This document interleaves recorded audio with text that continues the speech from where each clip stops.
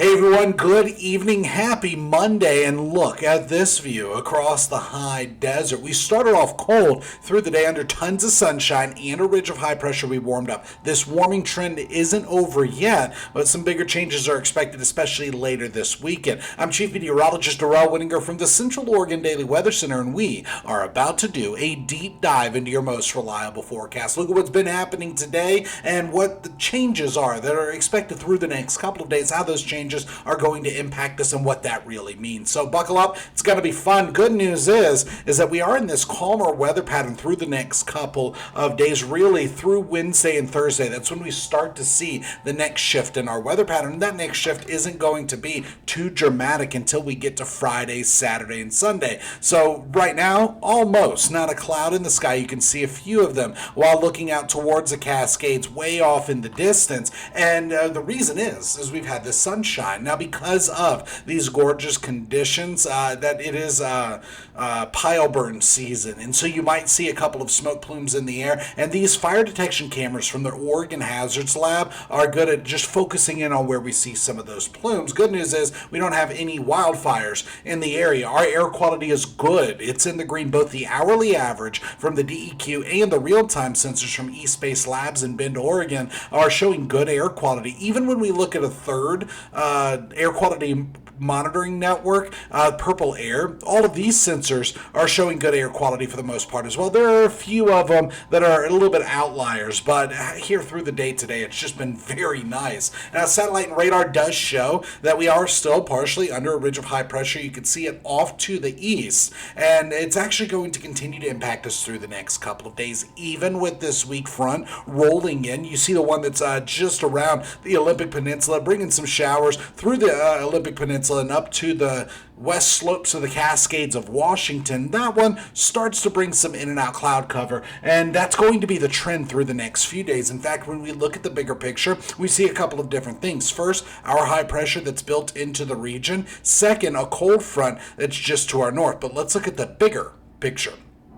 Further out over the Pacific Ocean, we have a couple of different systems that we're tracking. This one that's over the Aleutian Islands, almost straight up over my head, that one's going to push in by Wednesday. That's what starts to bring the change in the weather pattern, but it's still not going to bring much in the way of precipitation. We have to move way out over the Pacific Ocean, closer to Russia, to actually see the next system that's going to bring us rain. This is the edge of the satellite imagery, and that's because the globe is rounded. When we're looking at one of the hemispheres, we actually get to an edge, and that's where the edge of this one is. And so close to the furthest reach that we can actually see, that low pressure system is going to be the one that starts to bring us some precipitation late in the work week. We're talking Friday and Saturday. Now, it could actually slow down and push in on Saturday, but our water vapor imagery, this is also satellite imagery, it shows that not only do we have dry air, which is the dark blue, but starting to see that yellow come into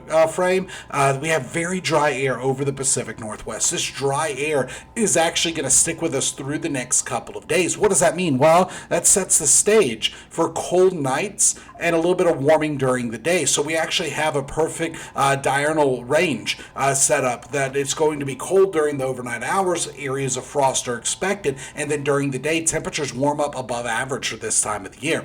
By Tuesday, 7 a.m., a few clouds starting to roll through. These clouds are actually part of that system that's just offshore, but they'll be few, far between, not bringing any precipitation at all. Then fast forward through Tuesday, we have tons of sunshine. By Wednesday, more PM clouds are expected, but still super dry. Now, when it comes to relative humidity, we just got done looking at the enhanced satellite imagery that showed water vapor imagery, and it showed very dry air over the region. And for this time of the year, this is very dry, 20s with a few 40s on the map.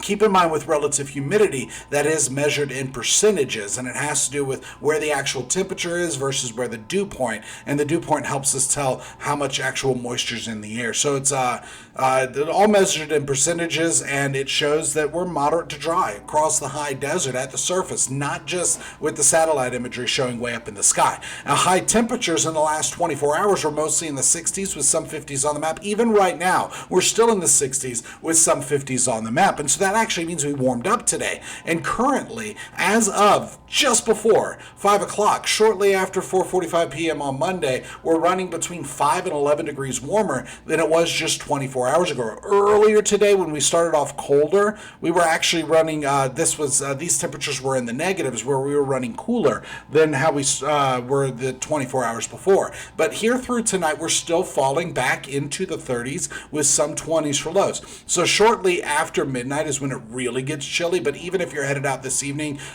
just know that you'll want to grab a jacket because when you start the evening, it's not going to be too bad. But later on tonight, it actually gets pretty chilly. By tomorrow, we're back in the 60s. And here's how this plays out. We still have tons of sunshine expected through Tuesday. By the afternoon, 60s and some 70s are expected. That's another bump in temperatures. We're talking another 5 to 10 degrees warmer than it was today, and that makes for some pretty pleasant conditions across Central Oregon. And when we focus on a different forecast model, I just showed you the high resolution one with rain, precipitation, or I should say precipitation, cloud cover, and wind speeds. This one is showing upper level flow, so you can really see where those high pressures and low pressures are. And on the surface, it's showing temperatures, so surface temperatures, and it actually shows some pretty pleasant conditions. We're talking 60s and some 70s Tuesday, after another cold start with some areas of frost to kick the day off. Then fast forward to Wednesday, another front starts to roll closer. Now this one's also going to fizzle out as it makes landfall, but this cold front brings more clouds, but nothing in the way of precipitation. So, still pleasant. We're talking 70s and some 60s, more clouds in the forecast, but then by Thursday, even more cloud cover. And a ridge of high pressure building into the region once again. So notice each one of these fronts that rolls in fizzles out until we get to late in the work week. That's when we really start to see some changes. And this cold front on Thursday, the one that's out over the Pacific Ocean, that's going to be the one that triggers our next chance of some showers. So, let's time it out.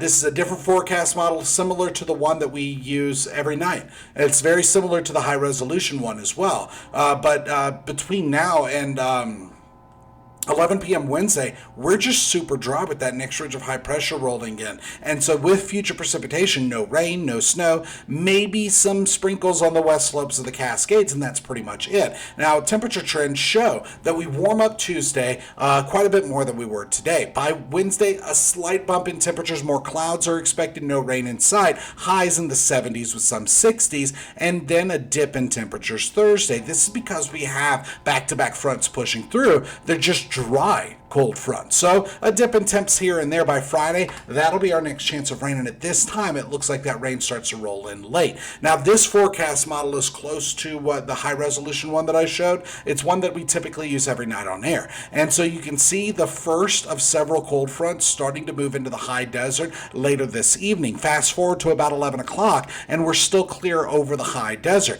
This first cold front, that fizzles out as it makes landfall. In and out clouds expected potentially through the overnight hours and early morning hours. By Tuesday, we're back to sunshine. By Wednesday, cold front number 2 starts to approach. This one actually packs a little bit of a punch in the term of it will start to cool down our temperatures, and we are going to see more cloud cover from it, but still pretty dry.